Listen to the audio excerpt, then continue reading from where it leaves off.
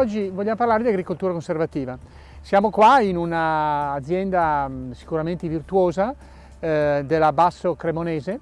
Siamo nelle anse dell'olio. L'agricoltore sta effettuando delle lavorazioni dello strip tillage sulle proprie colture. L'agricoltura conservativa è un'agricoltura che sostanzialmente si avvale il meno possibile, anche se non ne può fare a meno, di lavorazioni. Sostanzialmente l'agricoltura conservativa ha come scopo quello di mandare in pensione l'aratro e di effettuare degli impatti il meno possibili pesanti sugli appezzamenti della nostra azienda. Perché fare questo?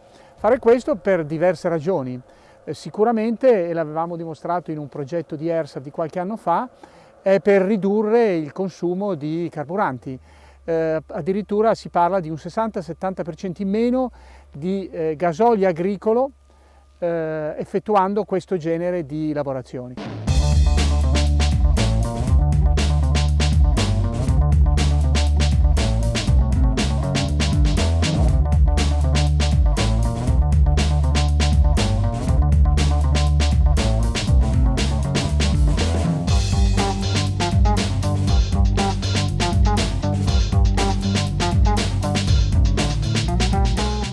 Le lavorazioni devono essere quindi, nell'agricoltura conservativa, effettuate al minimo, nel senso intervenire nei minori tempo possibile e in spazi limitati. Questo cosa favorisce? Favorisce il mantenimento, diciamo, della struttura del terreno, favorisce il mantenimento dell'umidità nel suolo e in particolare, se abbinato, cosa che negli ultimi anni si cerca di fare, alla copertura durante tutto l'anno, favorisce anche il mantenimento dell'umidità, della sostanza organica e della vita. I microrganismi, evidentemente, se il terreno non viene continuamente toccato, arato, lavorato in profondità, sicuramente ne hanno un indubbio vantaggio.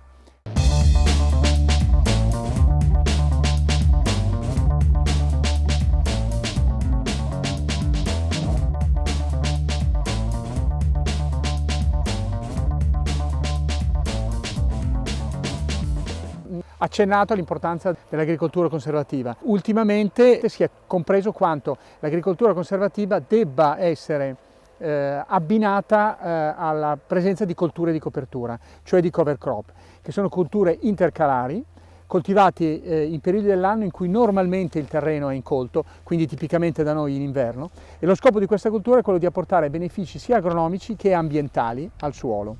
Per tale ragione la loro biomassa non viene raccolta, quindi la cultura si lascia sul terreno o al massimo interrata, cioè sovvesciata, per aumentare la quantità di sostanza organica nel suolo.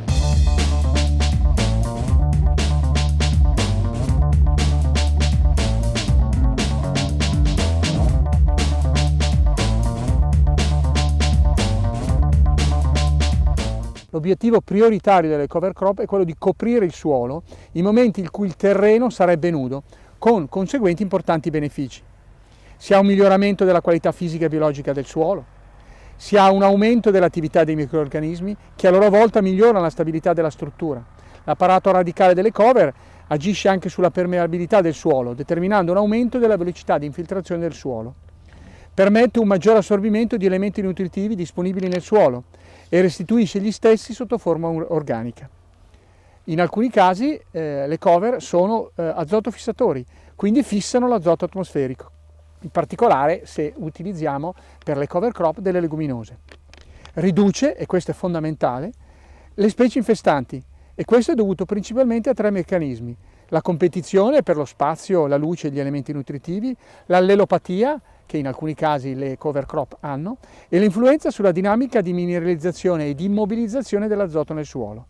Tutto questo incrementa la sostanza organica dovuta alla biomassa delle cover crop, che non essendo raccolta diventa substrato alimentare per i microrganismi del suolo, che la degradano, dando luogo alla formazione di sostanze umiche.